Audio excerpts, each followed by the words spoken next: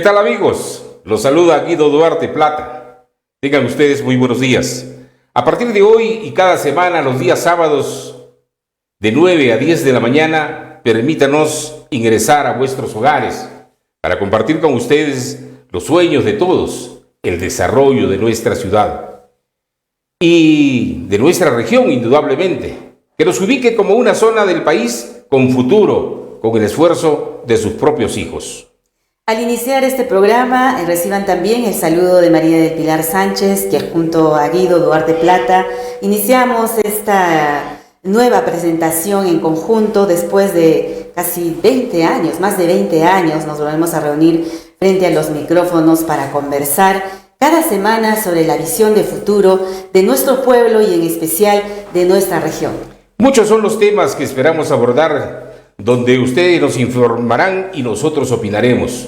Para ello, invitaremos cada semana a los principales actores del desarrollo para que den cuenta a la población los principales lineamientos que están establecidos para acortar los tiempos y alcanzar a convertirnos en una región pujante, donde su población se sienta partícipe y beneficiaria de sus recursos. Hemos visto en el transcurso de estos últimos años haber pasado por las arcas del gobierno regional y también de los gobiernos locales miles de millones de soles para el desarrollo de diversas obras. Sin embargo, también, por el contrario, estas han pasado a engordar la billetera más de los funcionarios y no así el crecimiento de nuestra región, de nuestra ciudad, con la complicidad en muchos de los casos del Poder Judicial, del Ministerio Público, que no se escapa, ¿no?, al ojo avisor de la colectividad de nuestra comunidad. En este programa todos tendrán la oportunidad de decir su palabra, teniendo en cuenta que no somos los dueños de la verdad. Por el contrario, queremos ser el medio por el cual despierta el interés de nuestra comunidad en soñar en grandes proyectos que nos saquen de la miseria en que nos encontramos. Estamos seguros que con su participación lograremos nuestro objetivo. Por ello, ustedes son lo más importante. En este espacio se convierte como una alternativa con propuestas diferentes que de alguna forma buscan un cambio de actitud, buscan un compromiso de parte de todos para alcanzar el anhelado desarrollo de nuestros pueblos, y desde ya dejamos claro que nosotros no recurriremos a ningún recurso estatal en el tema de publicidad para financiar nuestros programas. Los avisos de interés público que vengan a este segmento llevarán el título de gratuito, como parte de los servicios de proyección social que vamos a desarrollar para nuestra colectividad. Sin más preámbulos, damos inicio a este primer programa presentándoles un breve comentario de los hechos más saltantes ocurridos en la semana que hoy concluye. Bien, vamos entonces con el resumen de las principales noticias que se han desarrollado en esta semana, y tiene que ver, por ejemplo, con el voceo que se hace de la primera consulta de seguridad ciudadana impulsada por la Municipalidad Distrital de Independencia.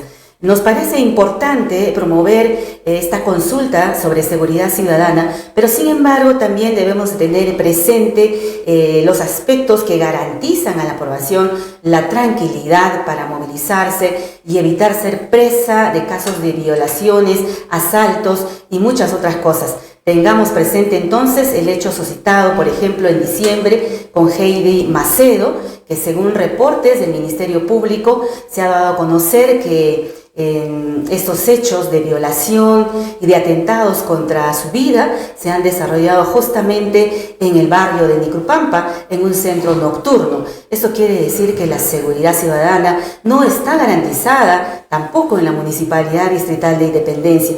En ese sentido, creo que esta plataforma debería también de reunirse con los principales protagonistas para reforzar el trabajo que se tiene que desarrollar con el personal que está trabajando en el área de seguridad ciudadana para atender a los ciudadanos de cada uno de los barrios que se comunican con ellos. Por eso es importante de repente desarrollar campañas informativas que promuevan los números de contacto donde la población pueda comunicarse inmediatamente y recibir también la atención inmediata. Nos informan y nosotros opinamos. El Ejecutivo del Gobierno Regional de Ancash destina más de 15 millones para atender emergencias. En sesión extraordinaria del Consejo Regional, el gerente general Sandoval Baltazar ha informado que el gobierno regional de Ancash ha destinado más de 15 millones de soles para atender la emergencia en nuestra región. Este presupuesto fue destinado para atender las emergencias en todos los sectores y en las adquisiciones de bienes y servicios. Seguro no serán lo suficientes, pero se necesita transparencia desde un inicio, dando a conocer en qué se invertirá de manera específica. La Semana Santa y su lanzamiento oficial tanto en Huaraz y en la ciudad de Lima es también un tema que genera expectativas, sobre todo para el turismo a nivel nacional. Sin embargo, debemos de tener en claro que, si bien es cierto, se han juntado tanto las autoridades del gobierno local, del gobierno provincial, distrital y regional, también sería importante tener en consideración que estas actividades que promocionan el turismo deban de desarrollarse en forma planificada. No es justo que a una semana de inicio de la Semana Santa, redundando, las vías de comunicación, sobre todo de transporte, se encuentren en mal estado, con una serie de baches desde la zona de Conococha hasta el ingreso a nuestra provincia de Huaraz.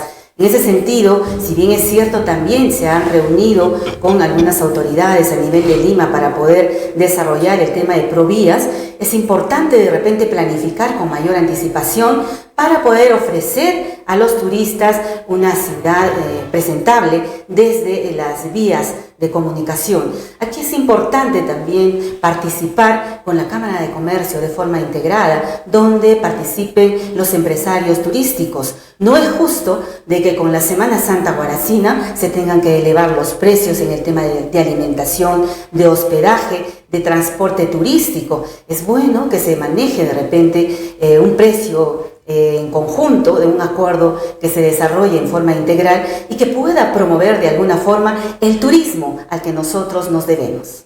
Hemos visto la participación del premier Otárola en esta presentación y nos parece de suma importancia por cuanto es la única forma de poder alcanzar objetivos claros y concretos en cuanto al desarrollo de nuestra región. La promoción que se está haciendo, bienvenida sea por parte de las autoridades, pero no deben olvidarse del empresariado. Son los hoteleros, los restaurantes, los agentes de viajes, las empresas de transporte, los que traen los turistas. De manera no haberlos invitado a participar de ello genera una serie de dificultades. No olvidemos que hay necesidad de concertar con el sector empresarial. Si nosotros ingresamos a las redes sociales encontramos que localidades como Ayacucho, Cusco, Arequipa, Tacna, por citar estas pocas ciudades, están promoviendo la Semana Santa con costos realmente sorprendentes. 4 días, 3 noches, oiga usted, sin incluir el pasaje, por desde 230 soles, incluido desayuno, almuerzo y comida. De manera que esa es la competitividad que se presenta hoy en día y de la cual no hemos sabido enfrentar en el transcurso de los últimos años. Esta semana también se presenta, Guido, con el tema del fenómeno del niño costero y niño global. Se ha anunciado a nivel nacional justamente este fenómeno que debe estar presentándose entre los meses de mayo y junio del presente año. Pero esto nos lleva también a la pregunta de que ¿estamos preparados? Ya con el ciclón Yaku hemos podido observar que no estamos preparados. Se ha hecho un informe a nivel nacional en la que nuestra región Ancash se ubica en los primeros lugares, donde no se ha formulado un plan de contingencia importante para nuestra región, considerando que nos encontramos en una zona estratégicamente de terremotos, de desastres, de aluviones, y debería de trabajarse fuertemente este plan de contingencia. Ojalá para este fenómeno que todavía nos da cierto respiro para los meses de mayo y junio, nuestras autoridades puedan mejorar y desarrollar una mejor propuesta en el tema del plan de contingencia, que es importante. Sí, pues por eso exigimos la continuidad en el desarrollo de las gestiones. Muchas veces la que ingresa cambia todo y hay que empezar de nuevo, y es allí donde tenemos los problemas. Hay otra nota que es sumamente importante. Los vecinos de un populoso barrio de nuestra ciudad nos comunican que con fecha 16 de marzo del presente año, mediante solicitud recepcionada en la mesa de partes del municipio, han solicitado una reunión al alcalde. Hoy es 25 y no han sido atendidos. Han transcurrido casi 10 días. Pareciera que nuestros alcaldes están más ocupados en atender el ciclón Yaku, pero que ya se fue, o poner la primera piedra de eventos que, a decir de muchos, deben estar a cargo de los funcionarios que para el efecto han sido elegidos. el estar en todas las primeras piedras no son muy saludables. Quisiéramos verlos en la conclusión de los proyectos, para que así puedan justificar la labor cumplida. Bien, rápidamente también les anunciamos que vamos a tener un video que vamos a proyectarles. Ustedes saben que en esta semana que finaliza se ha celebrado el Día Mundial del Agua. Justamente el tema que vamos a tratar de fondo tiene que ver con la atención justamente en el tema de agua y lo que es riego. Se invitó también en el tema de saneamiento, pero lamentablemente el profesional no está con nosotros. Sin embargo, se encuentra el ingeniero Ninantay, que ya en breves instantes vamos a presentarlo. Previamente a esto, como una especie de reflexión, vamos a compartir con ustedes un video que nos hace ver en qué situación estamos con este tema relacionado con el agua a nivel mundial. Adelante, control maestro. Desde el nacimiento de nuestro planeta, hace miles de millones de años, y posteriormente con la evolución del ser humano y el surgimiento de las civilizaciones, el agua ha jugado el papel principal en todas las etapas de la conformación de la vida, tal y como la conocemos. Es la esencia de nuestro planeta, fuente principal de la creación de la vida y conservación de nuestro entorno. El agua es materia. La materia es todo lo que posee masa y ocupa un lugar en el espacio. Los avances tecnológicos, el desarrollo industrial y los descubrimientos científicos ayudan a la preservación de la vida en el planeta Tierra, pero el agua sigue siendo factor fundamental y elemento insustituible para la posibilidad de vida. También es detonador para el desarrollo social, humano y económico de la Tierra. Los asentamientos civiles comenzaron a formarse a partir de la cobertura de necesidades básicas en torno al vital elemento. Sin embargo, cuando el agua es escasa, se convierte en un factor de desigualdad social, de falta de desarrollo físico y una limitante para el crecimiento socioeconómico de algunas regiones del mundo. El 72% de nuestro planeta está compuesto por agua, es decir, 1.360 millones de kilómetros cúbicos. El 97.2% de este agua es salada y solo el 2.8% es dulce. De este porcentaje, el 76.78% es inaccesible porque es sólida. El 11.07% es inaccesible porque se encuentra a profundidades inimaginables y solo el 12.14% está accesible para el consumo humano. Del total del agua del planeta, solo el 0.34% es agua para consumo humano. Producto del crecimiento demográfico, la urbanización, la industrialización, la contaminación, el cambio climático y el aumento de la producción y consumo ha incrementado la demanda de agua dulce en todos los rincones del planeta. La acción del hombre cambió el panorama de disponibilidad del recurso, tanto para el consumo humano, el uso agroindustrial, como para la preservación de la flora y fauna en cada hábitat, trayendo como consecuencia la disminución alarmante de la disposición de agua per cápita en el mundo. Durante los últimos 50 años, se ha visto esta disminución constante a medida que crece demográficamente el mundo, pasando de 13.2 metros cúbicos habitante por año en 1962 a 5.920 metros cúbicos habitante por año. La población mundial crece a un ritmo de unos 80 millones de personas al año y se prevé que alcance más de 9.100 millones el 2016. Con 2.400 millones de personas viviendo en África subsahariana. Además, el Producto Interno Bruto Mundial aumentó alrededor de un 3.5% anual en promedio en los últimos 50 años. Gran parte de este crecimiento económico ha tenido un gran costo social y ambiental significativo. Se prevé que en el año 2030, el mundo tendrá que enfrentarse a un déficit mundial del 40% del agua en un escenario climático en que todo sigue igual o peor. Tenemos una oportunidad. Aún estamos a tiempo. Todavía existe agua para satisfacer las necesidades crecientes del mundo. Pero esto no será factible si no cambiamos radicalmente el modo en que se usa, se aprovecha y se administra. Pronto comenzaremos a tener una escasez alarmante del recurso hídrico.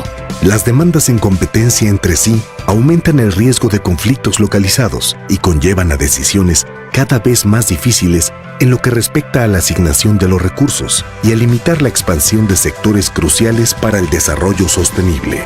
El nexo agua-alimentos-energía plantea decisiones políticas difíciles y gestionar cada sector, tanto por separado como en conjunto, implica hacer concesiones, ya que de las 263 cuencas transfronterizas del mundo, 158 carecen de cualquier tipo de marco de gestión cooperativa. De las 105 cuencas hidrográficas con instituciones hídricas, aproximadamente las 2/3 partes incluyen a 3 o más estados ribereños, y sin embargo, menos del 20% de los acuerdos que las acompañan son multilaterales. El cambio climático exacerbará los riesgos asociados con variaciones en la distribución y disponibilidad de los recursos hídricos. En la actualidad, y debido a la escasez de agua en algunas zonas del planeta, las autoridades a nivel mundial han sumado esfuerzos para focalizar las políticas públicas en torno al cuidado del vital líquido. Los líderes mundiales saben que el agua es un elemento esencial para el desarrollo de todas las actividades y su problemática no es ajena, independientemente de la región donde se tenga.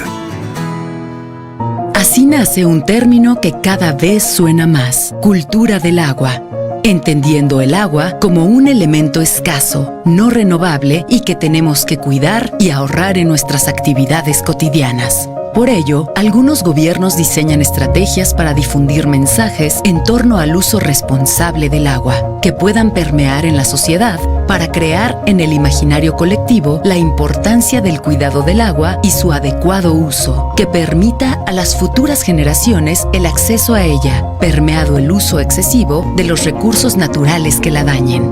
A la par, se suman acciones que abonan al cuidado del agua, implementando estrategias de adaptación al cambio climático y fortaleciendo políticas públicas focalizadas en mejorar la eficiencia de los organismos de agua para el abastecimiento, la recolección y el tratamiento para verter agua a los afluentes, de acuerdo con las normas para evitar la contaminación y su reutilización para generar el intercambio.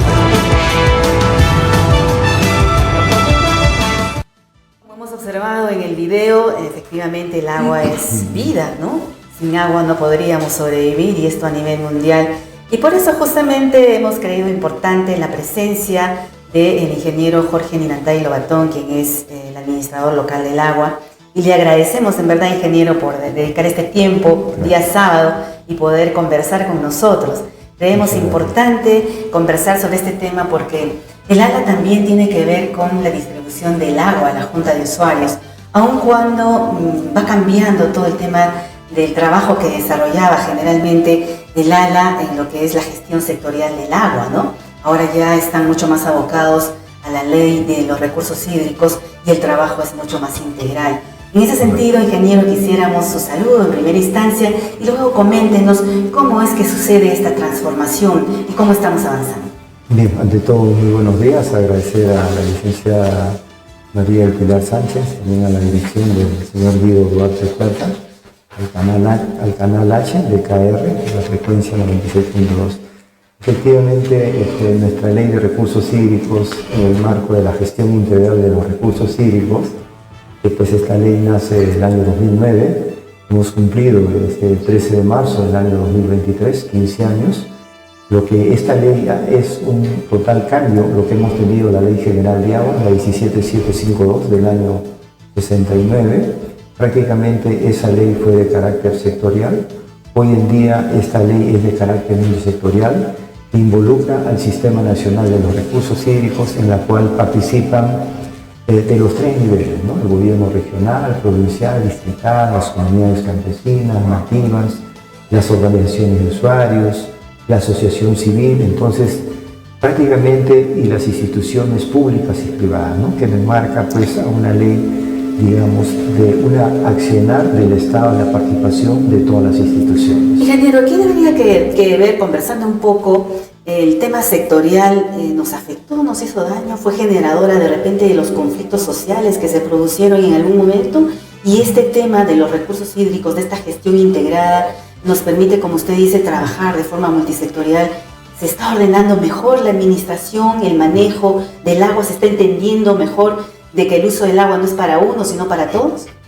Yo creo que tal vez de repente no hemos tenido mucho accionar del Estado en esa temporada, pero ahora sí, inclusive la ley de recursos hídricos le da participación a los gobiernos regionales, por ejemplo, en el tema de la conformación de los consejos de cuencas, en el tema de GETRAN, del grupo especializado de trabajo multisectorial, los comités, por ejemplo, que se puedan tener a nivel de microcuencas o subcuencas.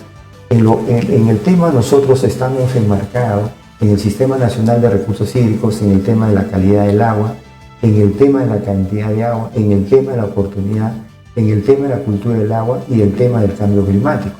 Esto, por ejemplo, hoy en día como se dice, nos comparte a que la Autoridad Nacional como ente técnico normativo, no somos como ejecutores como el PCI, como por ejemplo el FONCODES, que sí ellos, por ejemplo, pueden ejecutar obras, ¿no? O sea, saben de que a Rural viene un tema de Pronamash, ¿no?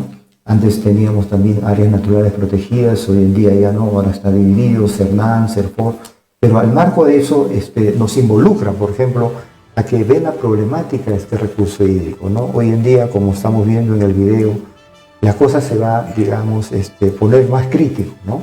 Con este tema del calentamiento global, que todavía las aguas del mar continúan calientes, que prácticamente estamos, digamos, a los 27 grados, 28 grados, y hay unas proyecciones de Cenami que dice, pues, desde abril hasta junio se va a ocasionar o va a venir este fenómeno El Niño. Y en diciembre de este año, o sea, ya para el siguiente año, el 2024, puede ser una cosa más desastre lo que es el global. Hemos tenido ya días atrás, de repente el 9, pero eso ya no estaban anunciando, porque recordarán que los primeros días del mes de marzo teníamos una lluvia constante en Tumbes, ¿no? Fue pasando y bueno, el ciclón Yaku, como sabemos, ha dejado afectación de tierras agrícolas, de puentes, obras de infraestructura, bocatomas. Entonces ahorita que lo que nos cabe de inmediato es una reconstrucción total, porque se nos va a venir una cosa más fuerte, ¿no? Dios quiera que no sea así, pero no estamos preparados, pero también debemos de tener un plan de contingencia de inmediato. Si bien es de repente cuando tenemos desastres naturales, como son eventos extremos que se vienen cada ciclo, y tenemos la gran suerte que aquí todavía en el Perú no tenemos un terremoto como el 70. Mire, ya van a ser 53 años, pero en México, antes de los 50 años, ha pasado 2 terremotos. Entonces, nosotros, como estamos dentro del cinturón del fuego, prácticamente somos una zona sísmica, y Dios quiera que esto ahorita está pasando constante. Que no nos ocurra, ¿no? Ingeniero, para no dejar pasar algo que me pareció sumamente importante, usted nos ha hablado de un conjunto de instituciones que hoy convergen para tratar el tema del agua a nivel nacional, y creo que también nos ha hablado que se da una ley. ¿En nuestra región se ha constituido ya el Consejo Regional Hídrico? ¿Está formado como tal? Mire, nosotros ahorita tenemos un GETRAN Ancas Pacífico que involucra, que preside el gobierno regional a través de la Gerencia de Recursos Naturales, y el ANA, como Autoridad Administrativa de Guaraní-Chicama, es la Secretaría Técnica. El tema de acá de la cuenca del río Santa, que tenemos 347 kilómetros de la naciente de Conacocha hasta el vertimiento del mar que cruza el puente del Santa, de la Panamericana. Entonces ahí tenemos de que este río Santa son aprovechados estos 2 proyectos especiales tan importantes como es Chavimochi y Chinecas, e inclusive las aguas del río Santa también son aprovechados para el consumo humano, lo que es Trujillo, ¿no? Entonces aquí lo que tenemos que motivar es al accionar del Estado y a unirnos nosotros, porque el agua es patrimonio de la nación. ¿No? Claro, es decir, aquí en esta parte de la región no se ha logrado constituir aún ese Consejo Hídrico Regional que demanda la ley. Por el momento todavía no estamos en trabajo. ¿Por qué, ingeniero? ¿Por qué? O sea, ¿por qué se deja pasar tanto tiempo y no se ha concretado esta conformación del Consejo? Bueno, ha habido iniciativas ya, pero si no son ellos iniciativas de los gobiernos regionales, ¿no? A realización de motivación del impulso de la Autoridad Nacional del Agua. Tengo entendido, porque yo tuve la suerte de haber trabajado acá en Ancas, ya tengo más de 15 años, Trabajé, por ejemplo, el 2001 al 2006, cuando éramos APD, Administraciones Técnicas y Sitio de Riego, y teníamos doble dependencia del INRENA, que es Instituto Nacional de Recursos Naturales. Cuando yo regreso el 2017 ya había iniciativas el año 2015, pero lamentablemente pues los gobiernos regionales no dieron pie, ¿no? Esperemos de que esto motivar. Pero es un egoísmo, ingeniero, ¿por qué atraviesa? Porque a nivel nacional, según la Administración Nacional del Agua, se comenta de que son 29 los consejos de cuenca que se deberían de haber conformado, y hay un avance significativo, es lógico, de 12 a 13 consejos de cuenca, ¿no?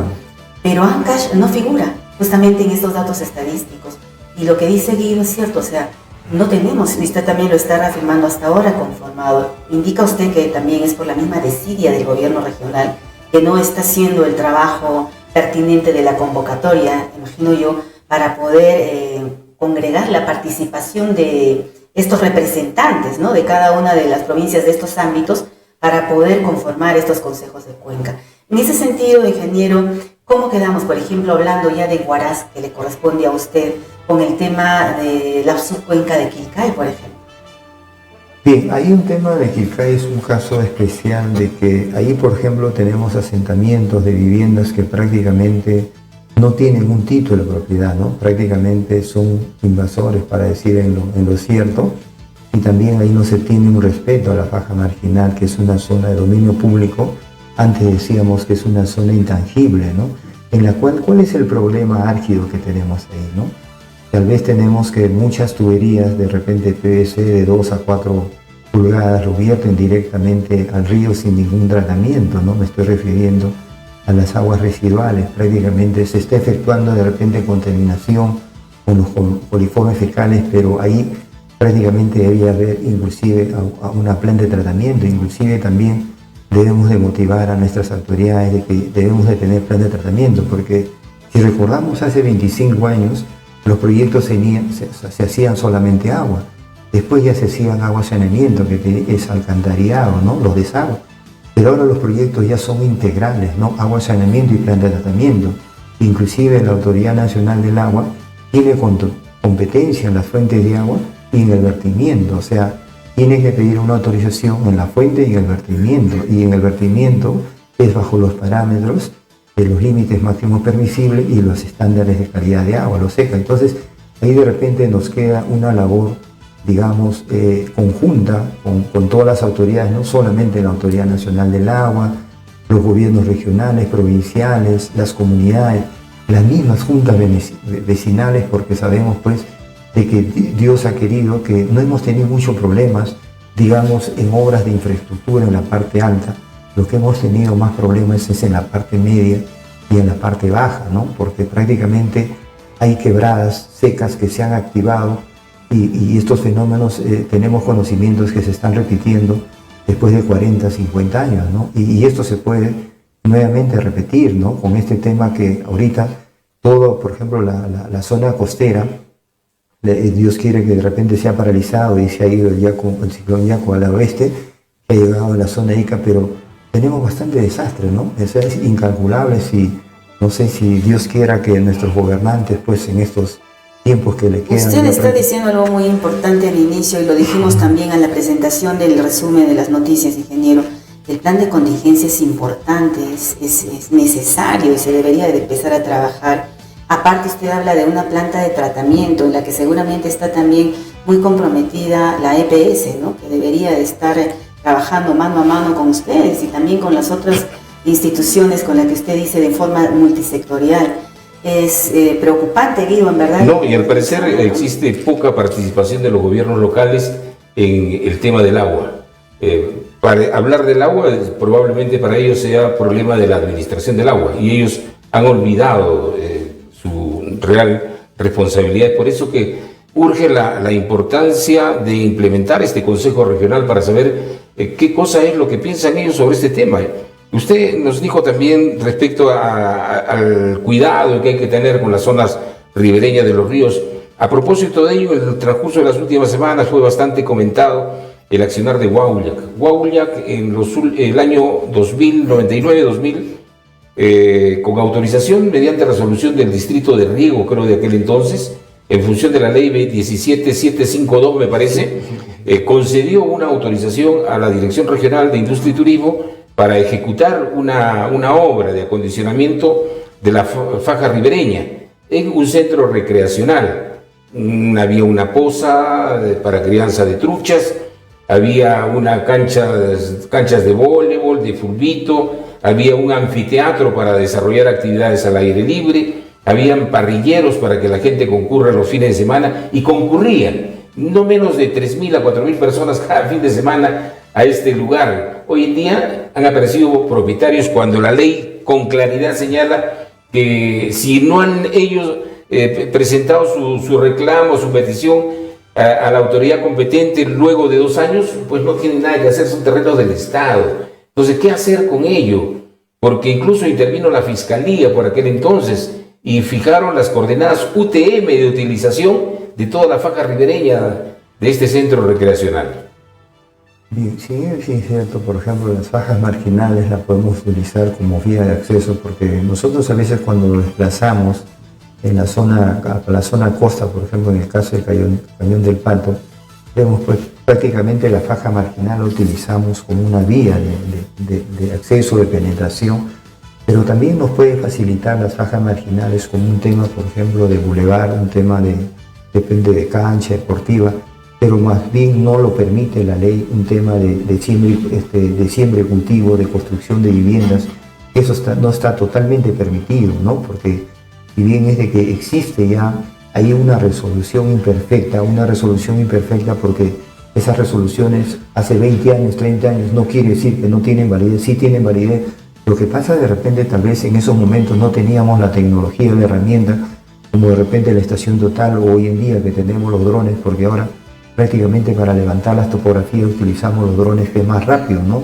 De información. Entonces, ahí de repente amerita un nuevo trabajo, ¿no? Hacer una delimitación y colocar los sitios y colocar la monumentación. En eso estábamos también conjuntamente con la gestión anterior de la Municipalidad Provincial de Huaraz, y tal vez de repente vamos a involucrar hoy a la fecha con la Municipalidad Distrital de Independencia para que esa zona ya se limite, se coloca unos sitios que son más o menos unos dados o de concreto armado de más o menos unos 50, una forma pirámide, y eso se puede colocar para que sí, ya las personas... Eso faltó, y le vamos a alcanzar el número de la resolución de aquella época de la Autoridad del Agua para que le dé usted una chequeada, porque incluso habla de las coordenadas UTM, o sea, se supone que está fijado los sitios, aún invisiblemente se puede determinar, porque el río no ha variado su cauce durante estos 20 y tantos años, ¿no?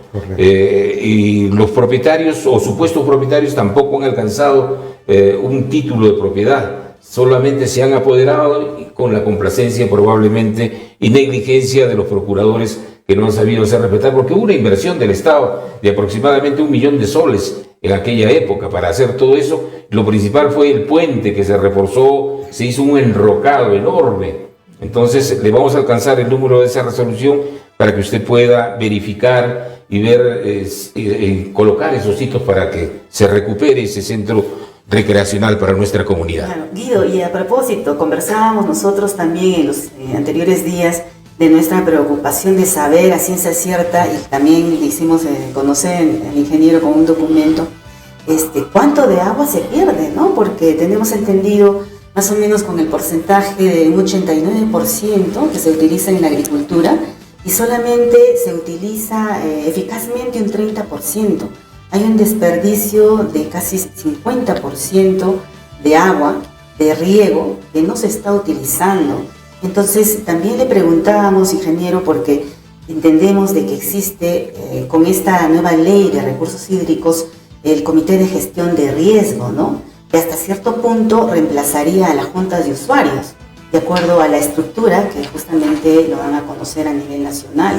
Entonces, este comité actúa realizando un balance hídrico, imagino yo, para conocer a ciencia cierta cuánto de agua se tiene en el tema de lo que es regadío, un aproximado, y además también de promover estos embalses de agua de acuerdo al balance, sabiendo cuánto falta y cuánto sobra de agua. Son temas de verdad importantes usted nos alcanzó en un resumen, pero quisiera que también lo comparta con la población en el entendido de que es bueno conocer cuántos usuarios en las juntas de agua tenemos aquí en este ámbito suyo de la provincia de Huaraz, del callejón de Huaylas, desde Conococha hasta Corongo, me indicaba usted. Y además también cuál es el volumen en metros cúbicos que se utiliza de agua eficazmente, ¿no? Bien, efectivamente, un breve resumen, en Condorcerro, que tenemos en la parte baja del río Santa, tenemos mediciones, ¿no? Tanto del proyecto especial, inclusive la Autoridad Nacional del Agua, a través del proyecto de memorización, hemos instalado un EH, una estación hidrométrica automatizada, a través de paneles solares, que es a un tiempo real, y eso podemos predecir cuánto de caudal está pasando y además también la calidad de agua también, ¿no? Hemos tenido un reporte de 1.470 metros cúbicos que se va al río Santa. Es por eso que casi colapsa el puente, por ejemplo, en la parte baja de Virú. Ahorita a la fecha ya estamos llegando a 380 metros cúbicos, pero esa cantidad de agua no la hemos tenido el año pasado ni el anteaño. Soportaba 1.200, 1.800, 700, ¿no? Y el gran problema del río Santa, que lo tenemos en la época de julio, agosto, porque tenemos la gran suerte que nosotros participamos en la zona de Chimbote, en un plan de administración de disponibilidad de agua, ¿no? El PAC, en la cual vemos que en julio, agosto, septiembre, en la parte baja no hay agua, ¿no? O sea, prácticamente con 20 cubos o 25 cubos, los dos proyectos especiales ya no pueden sostener. Es lógico que antes de que este ciclón Yaku, nosotros teníamos en mente con nuestras autoridades, con el dicho guardar pan para mayo, y hacer un represamiento de todos en la Cordillera Blanca, porque ese es el objetivo, digamos, para el sostenimiento de los cultivos en las dos campañas y de repente garantizar la frontera agrícola, ¿no? Por decir, tuvimos la suerte, en el año 2004 hicimos 2 represamientos de 10 millones de metros cúbicos en Aguascocha y en Rajocolta. Pero lo ideal sería, al margen que ahorita estamos en otro tema de emergencia, la preocupación sería de hacer proyectos de financiamiento hídrico en cabecera de cuenca y que los costos son baratos, ¿no? En ese tiempo se invirtió a través del proyecto de energético Cañón del Pato algo de 3 millones. Ese vaso comunicante que está en San Diego, que lleva 800 mil, no un millón, costó más de 16 millones, ¿no? Entonces, para hacer esas presas, lo ideal es hacer en cabecera de cuenca. Nosotros aproximadamente tenemos alrededor de 60.000 usuarios. El por qué tal vez una forma numerosa. Recordemos que aquí hay muchos parcelarios, hay muchos minifundios que la gente, por ejemplo, los usuarios, no tienen 1 hectárea, tienen media hectárea, 1/4 hectárea, o sea, son pequeñas parcelas, pero eso lo suma a la Junta de Usuarios del Sector Hidráulico Medio Alto Santa, que nuestro ámbito es desde Conococha hasta el río Santa. Con respecto de repente para la optimización del recurso hídrico, de repente ya cambiar a la tecnología, lo que es el riego presurizado. Cuando nosotros hacemos un riego por gravedad, el módulo de riego utilizamos 1 litro por segundo por hectárea. Si yo tengo 100 litros, 100 hectáreas. Pero el tema de riego tecnificado es 0,38, 0,40, quiere decir con 1 litro por regar 2,5 hectáreas. Y lo están haciendo ya en la zona de la Cordillera Negra, en la zona de Ataquero, en la zona de Matacoto. Está ya haciendo el riego tecnificado, el riego por aspersión, el riego por goteo, porque tenemos gran suerte por la naturaleza, por la diferencia de carga de altura, ya tenemos presión hidráulica, ¿no? Entonces, uno de los pilares es cambiar ese tema del riego tecnificado, ¿no? Ingeniero, sin embargo, nos percibimos, y probablemente la población también, que tenemos agua en abundancia, pero mal utilizada. Ancash es un departamento privilegiado en comparación a muchas otras regiones del país. Ya usted nos ha dicho que al no existir instalado el Consejo Regional Hídrico, suponemos que tampoco existe una propuesta política regional en torno al agua, que es sumamente importante. Entonces, es un tema que el gobierno regional, los señores consejeros regionales tienen para estudiar, son más de 20, los señores alcaldes de todas las cuencas para trabajar este tema. Si no trabajamos el agua desde ahora, pues vamos a sufrir bastante el mañana, a pesar de lo mucho que podamos tener. Entonces hay necesidad de trabajar estos temas. Sí, importante lo que nos ha dado a conocer el ingeniero Ninantay, ¿verdad? Nos quedan muchas preguntas todavía sobre debajo del tapete, se podría decir, ingeniero, porque el agua es un tema amplio que permite de repente tomarle más tiempo. Y seguramente vamos a volverlo a invitar, ¿no? Para de repente ir viendo también los avances que se está desarrollando con la propuesta que usted dice, aun cuando el ALA o el ANA es un ente normativo, ¿no? Tendríamos que también de alguna forma ver el conocimiento, la experiencia de los profesionales técnicos de su institución para poder contribuir y hacer fuerza común. Creo que también aquí, tanto Guido como yo, usted y la población en su conjunto, tenemos que exigir, solicitar, porque si bien es cierto, usted ha mencionado las consecuencias que podrían ser mucho más letales y fatales con el tema de los fenómenos que se avecinan, tanto el global como el costero, y el global mucho más en diciembre, ¿no? Por eso decía yo al inicio, nos está dejando cierto tiempo y tenemos que avanzar, tenemos que correr, pero para eso tienen que haber compromisos, no se puede quedar simplemente en el tapete. En ese sentido, ingeniero, queremos agradecerle por su participación, por participar hoy con nosotros en este primer programa estreno, ingeniero.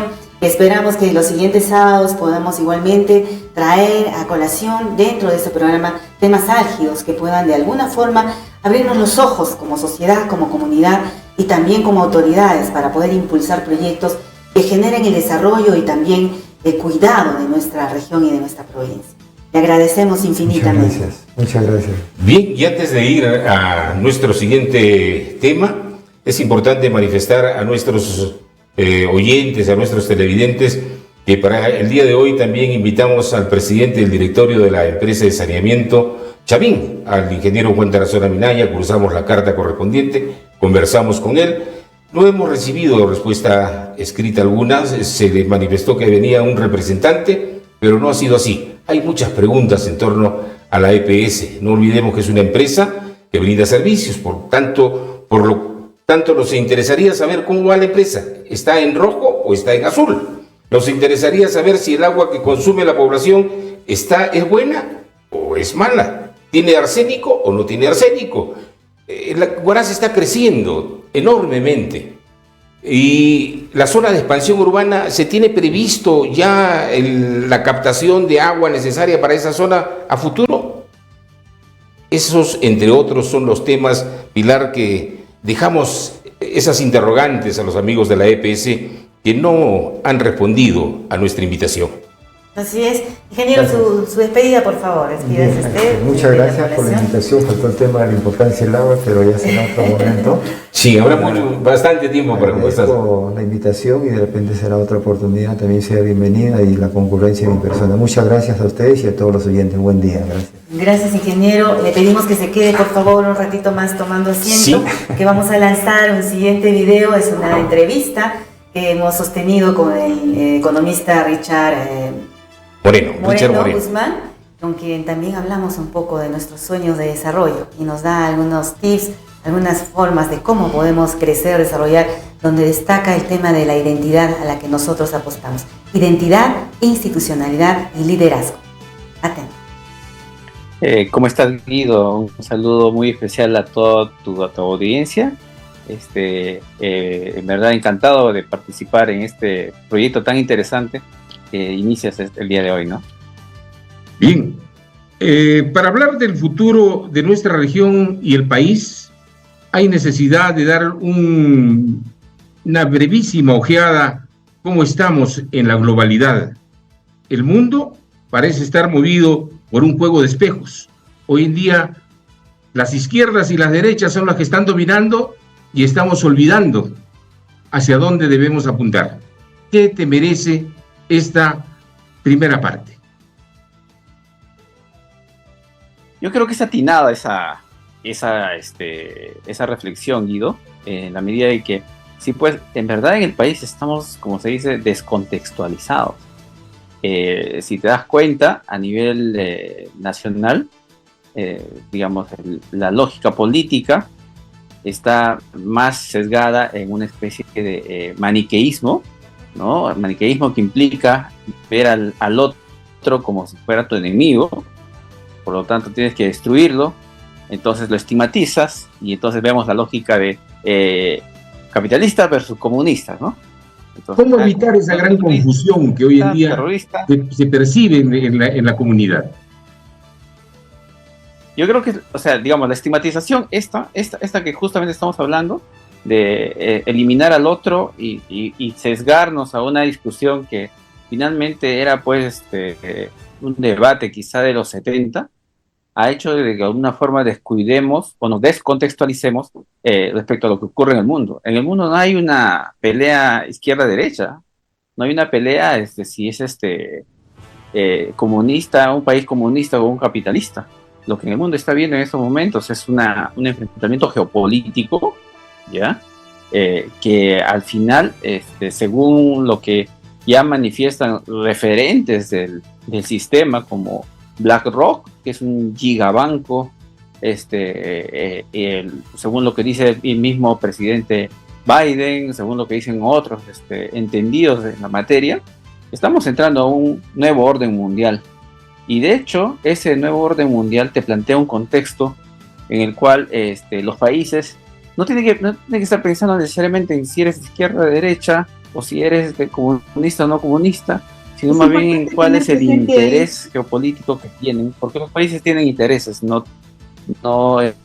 digamos, no son ni enemigos, no son ni buenos ni malos, sino tienen intereses. Hay que ver ahí más bien cómo ganamos todos, ¿no? Integrándonos, participando en forma conjunta y viendo hacia el horizonte, hacia el futuro. Por ejemplo, ahora nomás en el Perú estamos notando el tema de los paros. Uno todavía sigue en protesta hacia el gobierno de Dina Boluarte y se nota todavía ese nivel de divisionismo que se pueda producir, ¿no? A nivel de nuestro país. Y no solo a nivel de nuestro país, sino también, sobre todo en los países de América del Sur, de América, ¿no? Entonces, ¿consideras que existe de repente una debilidad institucional, una falta de liderazgo, de gobierno? ¿Qué podríamos hacer frente a esto, no? Sí, creo que no le estamos llamando por su nombre al sistema que, por ejemplo, impera en este país. ¿No? Es una plutocracia, no estamos hablando de una democracia, estamos hablando de una plutocracia que es, como se dice, es el gobierno de los ricos, y lo sabemos, porque no es el Congreso en sí, no es, digamos, ellos son solamente marionetas, de una manera que tienen que ver con intereses, obviamente, que se están, de quienes detentan el poder económico, quienes están interesados en hacer cosas. Entonces, ¿de dónde se sostiene Dina Boluarte? Se sostiene, digamos, de una manera en ese interés, ¿no? Que existe de unos grupos que no necesariamente entienden de que necesitamos una élite que piense en Perú, ¿no? Que piense en su desarrollo. Yo no me imagino con este conflicto que hasta ahora no se resuelve, con todas estas protestas en el sur, que hasta ahora no se resuelven. No me imagino cómo vamos a abordar, por ejemplo, el mayor interés mundial sobre materias primas y, por lo tanto, el interés de impulsar proyectos mineros y, por lo tanto, que vas a ir a pedir de licencia social a estas comunidades con las que te estás enfrentando, ¿no? No estás resolviendo un problema, estás generando resentimiento y va a haber se va agudizando, ¿no? Cada vez más ese problema. Está allí, entonces, a mediano plazo. Así es, entonces yo creo que esa parte es importante verla. La institucionalización, la institucionalidad es la que uno debiera defender. Los valores democráticos es lo que uno tiene que defender y sobre todo la vida es lo que uno tiene que defender. No interesa si es de izquierda o de derecha, quien quiera que entre al gobierno, no tiene por qué el tema de muertes, digamos, ser pasado por alto, ¿no? O sea, mañana no puede aparecer un gobierno de izquierda y que mate, y digamos, bueno, está bien. No logramos entender, Richard, lo que China ha entendido ya hace un buen tiempo. China es un país comunista, sin embargo, ha aperturado hacia el capitalismo y hoy en día tiende a convertirse en la potencia mundial. Sí, y estamos hablando en verdad, y la pregunta es, ¿verdad es comunista? Estamos hablando que todos están inmersos en el sistema capitalista, y eso, entonces no hay, digamos, yo creo que no hay espacio a una discusión eterna sobre el capitalismo versus comunismo ahora, más bien es los intereses que tenemos. Y creo que desde las regiones podría surgir con mayor fuerza un discurso relacionado a los intereses de este país. Ancash, por ejemplo, ya un poco yendo al tema del departamento, Ancash tiene nuevos intereses. Su agenda obviamente es distinta a la prepandémica, ¿no?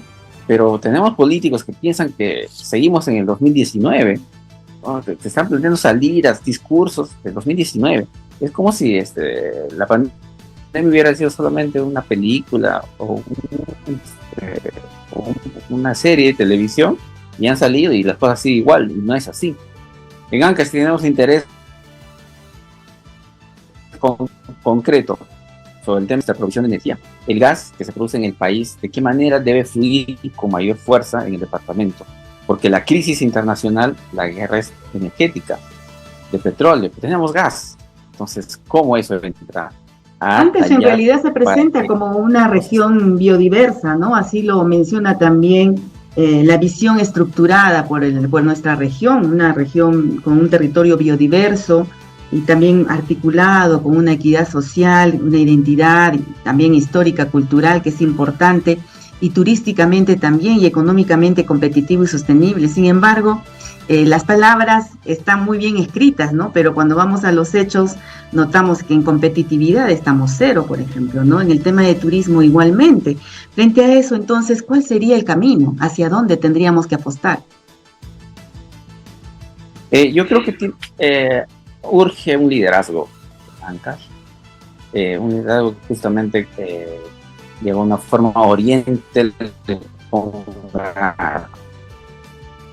ruta al interés del departamento, ¿no? O sea, necesitamos que el gobierno regional empiece a ejercer un liderazgo relacionando el tema, por ejemplo, de Internet como una necesidad de acceso y cobertura. Internet total en el departamento. ¿Por qué? Porque se necesita, todos lo necesitan a nivel de educación, a nivel de desarrollo tecnológico, a nivel de tener empresas que se asienten en el departamento, ya en un territorio competitivo, a Ancash, a nivel de que las entidades entren en un proceso de transformación digital. Digamos, el Internet hoy en día es un, como se dice, es un derecho humano, lo necesitamos, y ese tema debiera ser parte de lo que te plantea este nuevo liderazgo, a dónde enfocarnos, ¿no? Incluso las comunicaciones, ¿no, Guido? Las comunicaciones también con un gobierno digital, un gobierno abierto hacia todos, debería de implementarse. Ancash es una de las regiones más grandes del Perú, sin embargo, no se ha avanzado, pese a que tenemos presupuesto de canon minero, ¿no? Año tras año hemos tenido fuerte presupuesto de canon minero, revisábamos los cuadros más temprano con Guido, y se habla, por ejemplo, de Huaraz, se habla de Independencia, que tienen todavía un fuerte presupuesto que está siendo asignado, ¿no? Entonces, la mirada de nuestras autoridades, tanto del gobierno regional como también de las provinciales, no se está desarrollando justamente con la propuesta que haces, ¿no? De una cobertura tecnológica mucho más grande a nivel regional. Y hay algo importante, Richard, somos una región con un poco más de 1.100.000 habitantes, de los cuales casi el 50% es gente joven. Entonces, la gran pregunta está, ¿dónde están los jóvenes de nuestra región? ¿A dónde se están orientando? ¿Qué está sucediendo? Claro, y lo que estamos más bien facilitando es un proceso de migración. Y en verdad la educación hasta superior ahora tiene una lógica de trabajo virtual, entonces de educación y de formación virtual. Y de alguna forma, si hubiera esas condiciones, de algún momento tú, Guido, mencionabas eso, ¿cómo le generamos condiciones? No es que tú vas a hacer empresas, no, démosle condiciones de servicios de salud, de sistemas educativos, de internet, por ejemplo, de provisión de energía. O sea, si tú creas condiciones en tu territorio, a Martín decía, ¿no? Entonces, ¿qué necesitamos? El desarrollo humano implica que tener ciertas condiciones para que el ser humano despliegue todas sus capacidades, ¿no? Entonces, creo que por ahí va mucho de lo que se debe trabajar, ¿no? Mira, el índice de competitividad del INCORE nos ubica desde hace varios años en el puesto 12 y el 13, el 12 y el 13. Estamos a la mitad de la tabla y pareciera que esa es la conformación de nuestros gobernantes. Ellos sacan a relucir su trabajo, encontrarse en la media tabla. Y cuando somos pues una región de grandes potencialidades, el recurso agua, por ejemplo, que vamos a tocar también el día de hoy más tarde con otros invitados, somos una de las regiones que mayor cantidad de agua tiene y que la desperdiciamos. Tenemos una enorme extensión de terrenos agrícolas. Tenemos un potencial turístico que no lo tiene cualquier otra región del país. Tenemos cultura, tenemos tradición y tenemos todo. De manera que da la impresión de que nuestras autoridades, quienes asumen tanto el gobierno regional y los gobiernos locales, tan solo se conforman en firmar documentos, en los papeles que les llega a diario y los pequeños documentos que van a sustentar determinada petición al gobierno central. Pero no hay una sola propuesta a cómo conseguir la presencia de inversión extranjera, por ejemplo. Sí, y yo creo que el tema de la inversión extranjera en distintos sectores es clave empezar a verlo, ¿no? O sea, no necesariamente es el gobierno regional quien debiera ver esa parte, o quizás las autoridades.